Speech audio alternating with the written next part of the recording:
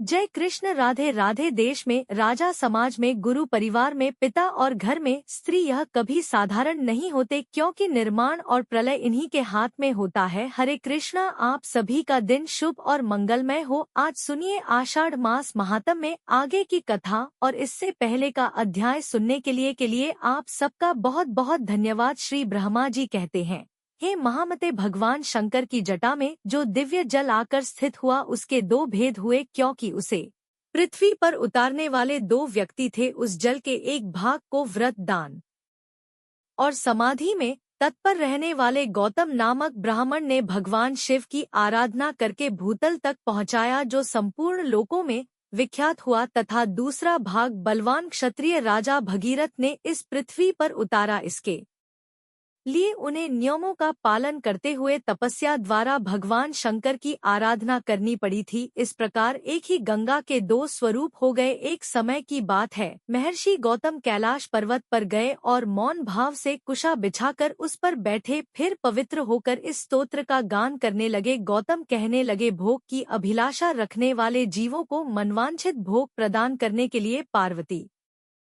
सहित भगवान शंकर उत्तम गुणों से युक्त 8 विराट स्वरूप धारण करते हैं।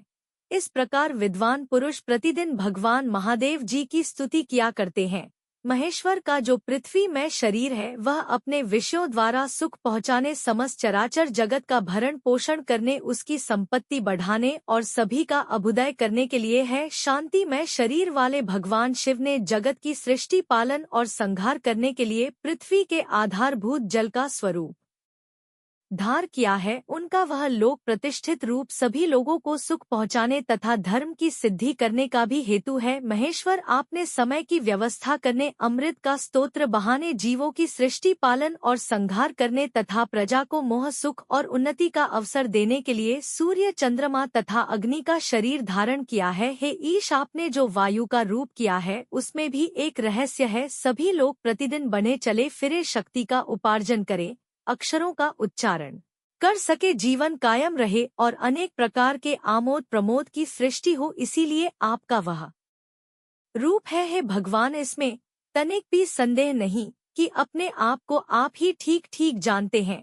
भेद के बिना ना कोई क्रिया हो सकती है, ना धर्म हो सकता है, ना अपने या पराये का बोध होगा, ना दिशा, अंतरिक्ष, दलोक, पृथ्वी तथा भोग और मोक्ष का ही अंतर जान पड़ेगा। आथा महेश्वर, आपने यह आकाश रूप ग्रहण किया है। धर्म की व्यवस्था करने का निश्चय करके आपने ऋग्वेद, सामवेद, यजुर्वेद, उनकी शाखाओं और शास्त्रों का विभाग किया है, तथा लोक में भी इसी उद्देश्य से गाथाओं, स्मृतियों और पुराणों का प्रसार किया है। यह सब शब्द स्वरूप ही है। हे शंभु जजमान, यज्ञ, यज्ञों के साधन, ऋत्विक यज्ञ का स्थान, फल, देश और काल, यह सब आप ही है, जो सर्वश्रेष्ठ ब्रह्मा पर प्रधान, सर्वभूतेषु मुक्त हो जाते, पुनः संसार में जन्म नहीं लेते, वे भगवान उमापति ही मुख्य रूप धारण करते हैं।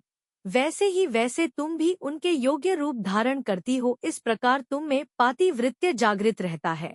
गौतम जी के इस प्रकार स्तुति करने पर वृषभाकित ध्वजा वाले साक्षात भगवान शिव उनके सामने प्रकट हुए और प्रसन्न होकर बोले, हे गौतम, तुम्हारी भक्ति, स्तुति तथा उत्तम व्रत से मैं बहुत संतुष्ट हूँ। मांगो, तुम्हें क्या दूँ, जो वस्तु देवताओं के लिए भी दुर्लभ हो, वह भी तुम मांग सकते हो। भगवान शंकर के वचनों को सुनकर गौतम ऋषि ने कहा, हे जगदीश्वर, समस्त लोकों को पवित्र करने वाली इन पावन देवी को, जो आपकी जटा में स्थित और आपको परम प्रिय है, ब्रह्मगिरि पर छोड़ दीजिए। यह समुद्र में मिलने तक सबके लिए तीर्थ रूप होकर रहे। इनमें स्नान करने मात्र से मन, वाणी और शरीर द्वारा किए हुए ब्रह्मा हत्या आदि समस्त पाप नष्ट हो जाए। चंद्र ग्रहण, सूर्य ग्रहण, अनार, विषुव योग, संक्रांति तथा वैधृति योग आने पर हर प्रकार अन्य पूर्ण तीर्थों में स्नान करने से जो फल मिलता है, वह इनके स्मरण मात्र से ही प्राप्त हो जाए। यह समुद्र में पहुँचने तक जहाँ जहाँ जाए, वहाँ वहाँ आप भी अवश्य रहे, यह श्रेष्ठ व मुझे प्राप्त हो। इन सब के साथ साथ इनके तट से 1 योजन से लेकर 10 योजन तक की दूरी के भीतर आए हुए महापात की मनुष्य भी अगर स्नान किए बिना ही मृत्यु को प्रा हो जाए, तो वे भी मुक्ति के भागी हो। श्री ब्रह्मा जी कहते हैं, गौतम की यह बात सुनकर भगवान शंकर बोले कि इससे बढ़कर दूसरा कोई तीर्थ ना तो हुआ है और ना होगा। यह बात सत्य है और सत्य है, और वेदों में भी निश्चित की गई है कि गौतमी गंगा अर्थात गोदावरी सभी तीर्थों से अधिक पवित्र है। ऐसा कहकर भगवान शिव अंतर्ध्यान हो गए। लोक पूजित भगवान शिव के चले जाने पर गौतम ने उनकी आज्ञा से जटा सहित सरिताओं में श्रेष्ठ गंगा को साथ लेकर देवताओं से घिर कर ब्रह्मगिरी में प्रवेश किया। उस समय महाभाग्य तथा क्षत्रिय भी आनंद मगन होकर जय जयकार करते हुए ब्रह्मा ऋषि गौतम की प्रशंसा करने लगे। पवित्र और संयत चित्त वाले गौतम ने जटा को ब्रह्मगिरी के शिखर पर रखा और भगवान शंकर का स्मरण करते हुए गंगा जी से हाथ जोड़कर कहा, न नेत्रों वाले भगवान शिव की जटा से प्रकट हुई माता गंगा, तुम सब अभीष्ट को देने वाली और शांत हो, मेरा अपराध क्षमा करो और सुख पूर्वक यहाँ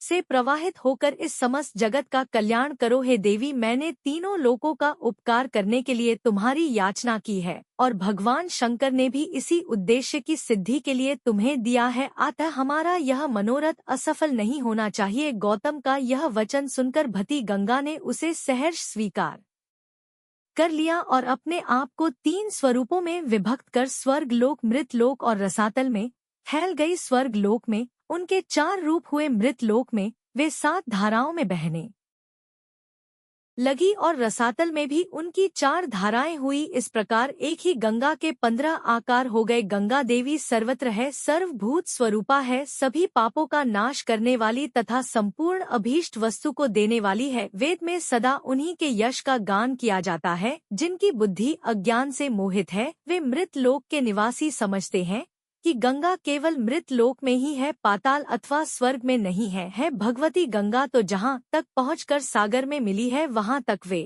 देवमयी मानी गई है। महर्षि गौतम के छोड़ने पर वे पूर्व समुद्र की ओर चली गई। उस समय देवर्षियों द्वारा सेवित कल्याणमयी जगन माता गंगा की मुनि श्रेष्ठ गौतम ने परिक्रमा की। इसके बाद उन्होंने देवेश्वर भगवान त्रयंबक का पूजन किया। उनके स्मरण करते ही करुणा सिंधु भगवान शिव वहां प्रकट हुए और पूजा करके तब महर्षि गौतम ने कहा, देव महेश्वर, आप संपूर्ण लोक के हित के लिए मुझे इस तीर्थ में स्नान करने की विधि बताइए। गौतम की बात सुनकर भगवान से बोले, हैं महर्षि, गोदावरी में स्नान करने की संपूर्ण विधि भी सुन लो। पहले नांदी मुख में श्राद्ध करके शरीर की शुद्धि करो, फिर ब्राह्मणों को भोजन कराएं और उनसे स्नान करने की आज्ञा ले। तत् ब्रह्मचर्य का पालन करते हुए गोदावरी नदी में स्नान करने के लिए जाएं और ध्यान रहे कि उस समय पतित मनुष्यों के साथ किसी भी प्रकार का वार्तालाप ना करें। जिसके हाथ पैर और मन भलीभांति संयम में रहते हैं, वही तीर्थ का पूरा फल प्राप्त करता है। दुर्भावना का परित्याग करके अपने धर्म में स्थिर रहें और थके मांदे पीड़ित मनुष्यों की सेवा करते हुए उन्हें यथा योग्य अन्न दे। जिनके पास कुछ नहीं है, ऐसे साधुओं को वस्त्र और कंबल दे। भगवान विष्णु को तथा गंगा जी के प्रकट होने की दिव्य कथा सुने। इस विधि से यात्रा करने वाला मनुष्य तीर्थ के उत्तम फल का भागी होता है। हे गौतम, गोदावरी नदी में 2-2 हाथ भूमि पर तीर्थ होंगे, उनमें मैं स्वयं सर्वत्र रकर सबकी समस्त कामनाओं को पूर्ण करता रहूंगा। सरिताओं में श्रेष्ठ नर्मदा अमरकंटक पर्वत पर अधिक उत्तम मानी गई है। यमुना का विशेष महत्व उस स्थान पर है जहां वे गंगा जी से मिली है। सरस्वती नदी प्रभास तीर्थ में श्रेष्ठ बताई गई है। तृष्णा, भीष्म, रथी और तुंगभद्रा, इन 3 नदियों का जहां समागम हुआ है, वह तीर्थ मनुष्यों को मुक्ति देने वाला है। इस प्रकार पयोसन भी जहां ताप्ती में मिली है, वह तीर्थ मोक्ष दायक है। परंतु यह गौतमी गंगा मेरी आज्ञा से सर्वत्र सर्वदा और सभी मनुष्यों को स्नान करने पर मोक्ष प्रदान करेंगी। कोई तीर्थ किसी विशेष समय में देवता का शुभागमन होने पर अधिक पुण्यम माना जाता है, किंतु गोदावरी नदी सदा ही सबके लिए तीर्थ है। मुनि श्रेष्ठ, 200 योजन के भीतर गोदावरी नदी में 1.5 करोड़ तीर्थ होंगे। यह गंगा निम्नांकित नामों से प्रसिद्ध होंगी। माहेश्वरी गंगा, गौतमी, वैष्णवी, गोदावरी, नंदा, सुनंदा, काम दैनी, ब्रह्मा, तेज समानता तथा सर्व पाप प्रणाश। गोदावरी मुझे सदा ही प्रिय है, वे स्मरण मात्र से पाप राशि का विनाश करने वाली है। पांचों भूतों में जल श्रेष्ठ है। जल में भी जो तीर्थ का जल है वही सर्वश्रेष्ठ माना गया है। तीर्थ जल में भी भागरथ गंगा श्रेष्ठ है और उनसे भी गौतमी गंगा श्रेष्ठ मानी गई है, क्योंकि वे भगवान शंकर की जटा के साथ लाई गई थी। अतः इनसे बढ़कर कल्याणकारी तीर्थ दूसरा कोई नहीं है मुने। स्वर्ग, पृथ्वी और पाताल में भी गंगा सभी मनोरथ को पूर्ण करने वाली है। श्री ब्रह्मा जी कहते हैं, नारद, इस प्रकार साक्षात भगवान शंकर ने संतुष्ट होकर महात्मा गौतम को गोदावरी नदी का जो महात्म्य में बतलाया था वही मैंने तुमको विस्तार पूर्वक सुनाया है। इसके आगे की कथा आप सभी अगले अध्याय में सुनिएगा। अब सुनिए एक और पौराणिक कथा। श्री व्यास जी के शिष्य परम बुद्धिमान लो महर्षि जी ने एकांत में बैठे हुए अपने पुत्र उग्र शरावा नामक सूत से कहा कि बेटा, तुम ऋषियों के आश्रमों पर जाओ और उनके पूछने पर सभी धर्मों का वर्णन करो। तुमने मुझसे जो संक्षेप में सुना है उन्हें विस्तार पूर्वक सुनाओ। मैंने महर्षि वेदव्यास 10 जी के मुख से समस्त पुराणों का ज्ञान प्राप्त किया है और वह सब तुम्हें बता दिया है, इसलिए अब मुनियों के समक्ष तुम उनका विस्तार के साथ वर्णन करो। प्रयाग में कुछ महर्षियों ने जो उत्तम कुलों में उत्पन्न हुए थे साक्षात भगवान से प्रश्न किया था। वे यज्ञ करने के योग्य किसी पावन देश को जाना चाहते थे। भगवान नारायण ही सबके हिताशी हैं। वे धर्मानुसार बोले, मुनिवर, यह सामने जो चक्र दिखाई दे रहा है इसकी कहीं कोई तुलना नहीं है। इसकी नाभि सुंदर और स्वरूप दिव्य है। यह सत्य की ओर जाने वाला है। इसकी गति सुंदर और कल्याणमयी है। तुम लोग सावधान होकर नियम पूर्वक इसके पीछे पीछे जाओ, तुम्हें अपने लिए हितकारी स्थान की प्राप्ति होगी। यह धर्मम चक्र यहाँ से जा रहा है। जाते जाते जिस स्थान पर इसकी नेमी जीर्ण शीर्ण होकर गिर पड़े उसी को पुण्यम प्रदेश समझना। महर्षियों से ऐसा कहकर भगवान अंतर्ध्यान हो गए और वह धर्मचक्र नैमिषारण्य के गंगावत नामक स्थान पर गिरा। तब ऋषियों ने निमि शीर्ण होने के कारण उस स्थान का नाम नैमिष रख दिया और नैमिष में बहुत लंबे समय तक चलने वाले यज्ञों का अनुष्ठान आरंभ कर दिया। वहीं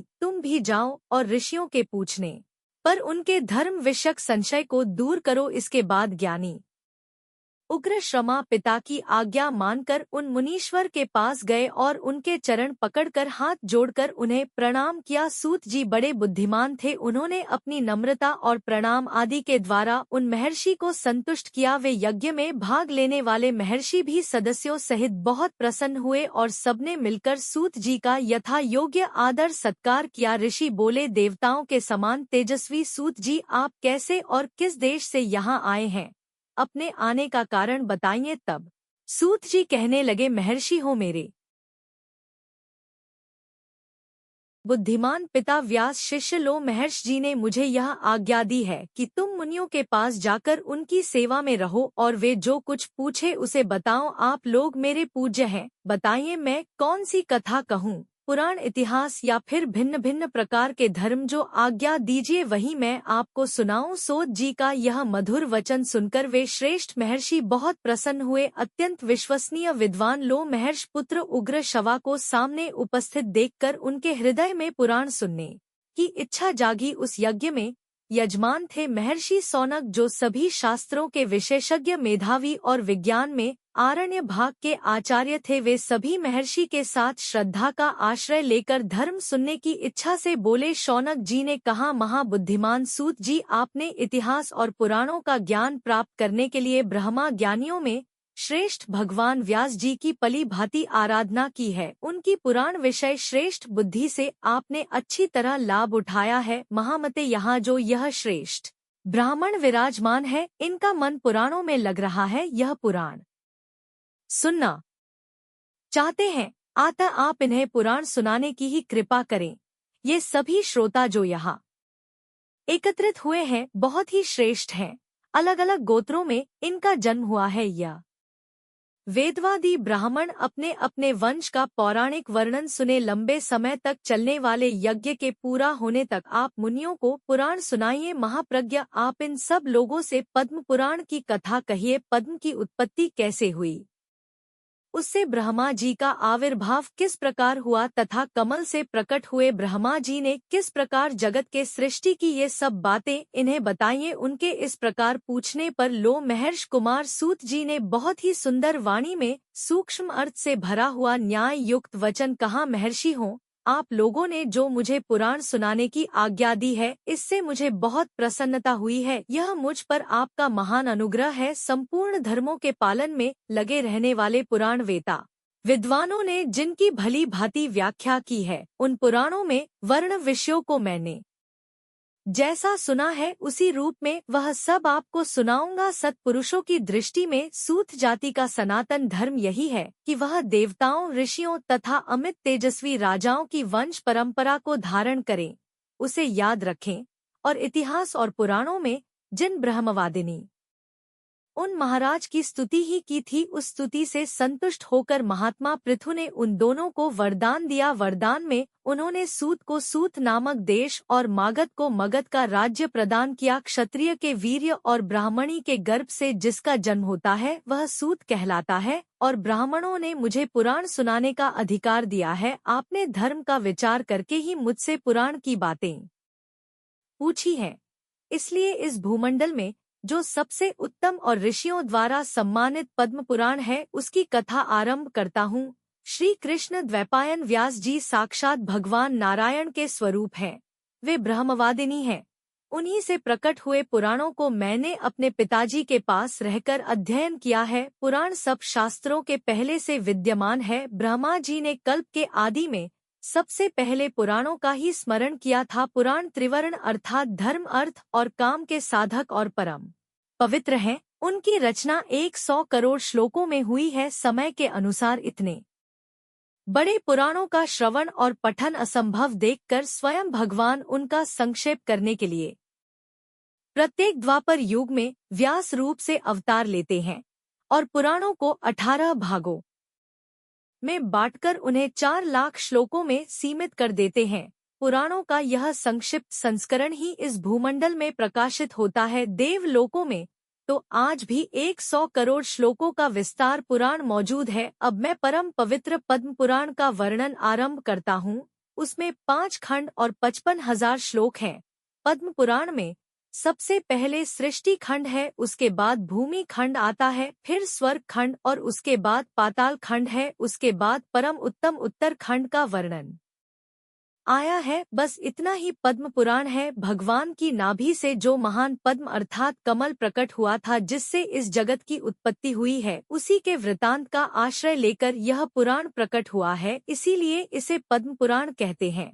यह पुराण स्वभाव से ही निर्मल है, उस पर भी इसमें श्री विष्णु भगवान के महात्म्य का वर्णन होने से इसकी निर्मलता और भी बढ़ गई है। देवाधिदेव भगवान विष्णु ने पूर्व समय में ब्रह्मा जी के प्रति जिसका उपदेश किया था और ब्रह्मा जी ने जिसे अपने पुत्र मरीच को सुनाया था, वही यह पद्म पुराण है। ब्रह्मा जी ने ही इसे जगत में प्रचलित किया है। सूत जी कहते हैं, महर्षि जो सृष्टि रूप मूल प्रकृति के ज्ञाता और इन भावात्मक पदार्थों के दृष्टा है, जिन्होंने लोक की रचना की है, जिन्होंने योग का आश्रय लेकर संपूर्ण चराचर जीवों की सृष्टि की है, जो समस्त भूतों और अखिल विश्व के स्वामी हैं, उन सच्चिदानंद परमेश्वर को मैं नमस्कार करता हूँ। फिर ब्रह्मा, महादेव, इंद्र, अन्य लोकपाल और सूर्यदेव को एकाग्र चित्त से नमस्कार करके ब्रह्मा स्वरूप वेद व्यास जी को प्रणाम करता हूँ। उन्हीं से इस पुराण विद्या को प्राप्त करके मैं आपके समक्ष प्रकाशित करता हूँ। जो नित्य निरंतर सदा सत्व स्वरूप अव्यक्त और सबका कारण है, वह ब्रह्मा ही माँ तत्व से लेकर विशेष पर्यंत विशाल ब्रह्मांड की सृष्टि करता है। यह विद्वानों का निश्चित सिद्धांत है। सबसे पहले हिरण्यमय अर्थात तेजोमय अंड में ब्रह्मा जी का प्रादुर्भाव हुआ। वह अंड सब ओर से जल से घिरा हुआ है। जल के बाहर तेज का घेरा और तेज के बाहर वायु का आवरण है, अर्थात वायु से घिरा हुआ है। वायु आकाश से और आकाश भूत आदि अर्थात तामस अहंकार से घिरा हुआ है। अहंकार को मतत्व ने घेर रखा है और महत्व अव्यक्त मूल प्रकृति से घिरा हुआ है। उक्त अण्ड को ही संपूर्ण लोकों की उत्पत्ति का आश्रय बताया गया है। इसके सिवा इस पुराण में नदियों और पर्वतों की उत्पत्ति का बार बार वर्णन हुआ है। मनमत और कल्पों का भी संक्षेप में वर्णन है। पूर्व समय में ब्रह्मा जी ने महात्मा पुलस को इस पुराण का उपदेश दिया था। फिर पुलस ने इसे गंगाद्वार अर्थात हरिद्वार में भीष्म जी को सुनाया था। इस पुराण का पठन श्रवण और विशेषत स्मरण धन यश और आयु को बढ़ाने वाला और संपूर्ण पापों का नाश करने वाला है। जो द्विज अंगों और उपनिषदों सहित 4 वेदों का ज्ञान रखता है उसकी अपेक्षा वह अधिक विद्वान है। जो केवल इस पुराण का ज्ञाता है, इतिहास और पुराणों के सहारे ही वेद की व्याख्या करनी चाहिए, क्योंकि वेद अल्पा के विद्वान से यह सोचकर डरता रहता है कि कहीं यह मुझ पर प्रहार ना कर बैठे, अर्थ का अनर्थ ना कर बैठे। तात्पर्य यह है कि पुराणों का अध्ययन किए बिना वेदों के अर्थ का ठीक ज्ञान नहीं होता। यह सुनकर ऋषियों ने सूत जी से पूछा, मुने भीष्म जी के साथ पुलस ऋषि का समागम कैसे हुआ? पुलस मुनि तो ब्रह्मा जी के मानस पुत्र हैं। मनुष्य कोड़ोट तो उनका दर्शन होना बड़ा दुर्लभ है। महाभाग्य जी को जिस स्थान पर और जिस प्रकार पुलस जी का दर्शन हुआ वह सब हमें बताइए। सूत जी ने कहा, महात्माओं साधुओं का हित करने वाली विश्व पावनी महाभागा गंगा जी जहाँ पर्वत मालाओं को भेद कर बड़ी तेजी से बाहर निकली है, वह महान तीर्थ गंगाद्वार के नाम से विख्यात है। पितृ भक्त भीष्म जी वहीं निवास किया करते थे। वे ज्ञान उपदेश सुनने की इच्छा से बहुत दिनों से महापुरुषों के नियम का पालन करते थे। स्वाध्याय और तर्पण के द्वारा देवताओं और पितरों की तृप्ति तथा अपने शरीर का शोषण करते हुए भीष्म जी के ऊपर भगवान ब्रह्मा बहुत प्रसन्न हुए। वे अपने पुत्र मुनि श्रेष्ठ लस जी से इस प्रकार बोले, बेटा तुम कुरुवंश का भार वहन करने वाले वीरवर देव व्रत के, जिन्हें भीष्म भी कहते हैं, पास जाओ, उन्हें तपस्या से निवृत्त करो और इसका कारण भी बतलाओ। महाभाग्य अपनी पितृ भक्ति के कारण भगवान का ध्यान करते हुए गंगाद्वार में निवास करते हैं। उनके मन में जो जो कामनाएं हो उसे शीघ्र पूर्ण करो, देर नहीं होनी चाहिए। पितामह का वचन सुनकर मुनिवर पुलस जी गंगाद्वार में आए और भीष्म जी से इस प्रकार बोले कि वीर, तुम्हारा कल्याण हो। तुम्हारे मन में जो इच्छा हो उसके अनुसार कोई वर मांगो। तुम्हारी तपस्या से साक्षात भगवान ब्रह्मा जी प्रसन्न हुए हैं। उन्होंने ही मुझे यहाँ भेजा है। मैं तुम्हें मनोवांछित वरदान दूंगा। पुलस जी का वचन मन और कानों को सुख पहुँचाने वाला था। उसे सुनकर भीष्म ने आंखें खोल दी और देखा पुलस जी सामने खड़े हैं। उन्हें देखते ही भीष्म जी उनके चरणों में गिर पड़े। उन्होंने अपने संपूर्ण शरीर से पृथ्वी का स्पर्श करते हुए उन मुनि श्रेष्ठ कोड़ोट साष्टांग प्रणाम किया और कहा, भगवान, आज मेरा जन्म सफल हो गया। आज का दिन बहुत ही सुंदर है, क्योंकि मुझे आपके विश्व चरणों का दर्शन जो प्राप्त हुआ है। आज आपने दर्शन दिया और विशेषत मुझे वरदान देने के लिए गंगा जी के तट पर पदार्पण किया। इतने से ही मुझे अपनी तपस्या का सारा फल मिल गया। यह कुश की चटाई है, इसे मैंने अपने हाथों बनाया है और जहाँ तक हो सका है इस बात का भी प्रयास किया है कि बैठने वालों के लिए आराम देने वाली हो। अतः आप इस पर विराजमान हो जाइए। यह पलाश के दोने में अर्घ प्रस्तुत किया गया है। इसमें दूब, चावल, फूल, कुश, सरसों, दही, शहद, जौ और दूध भी मिले हुए हैं। प्राचीन काल के ऋषियों ने यह अष्टांग अर्घ ही अतिथियों को अर्पण करने योग्य बताया है। अमित तेजस्वी भीष्म के यह वचन न सुनकर ब्रह्मा जी के पुत्र पुलस मुनि कुश के आसन पर बैठ गए। उन्होंने बड़ी प्रसन्नता के साथ पाद और अर्घ स्वीकार किया। भीष्म जी के इस शिष्टाचार से उन्हें बड़ा संतोष हुआ। वे प्रसन्न होकर बोले, महाभाग्यवादी दानशी और सत्य प्रतिज्ञ राजा हो। तुम्हारे अंदर लज्जा, मैत्री और क्षमा आदि सद्गुण शोभा पा रहे हैं।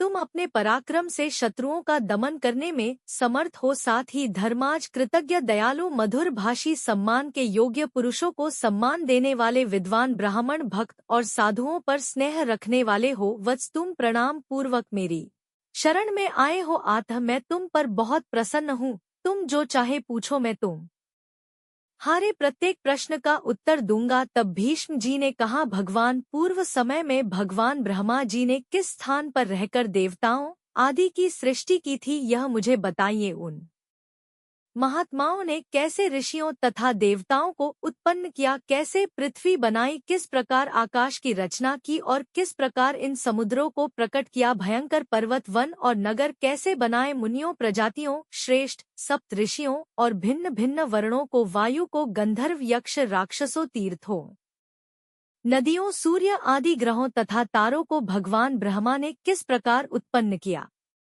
इन सब बातों का वर्णन कीजिए। हरे कृष्णा। तब पुलस जी ने भीष्म जी के सामने जिस प्रकार वर्णन किया उसका वृतांत आप सभी अगले अध्याय में जरूर सुनिए और आज की इस कथा को अंत तक सुनने के लिए आप सबका बहुत बहुत धन्यवाद। जय श्री कृष्ण। राधे राधे।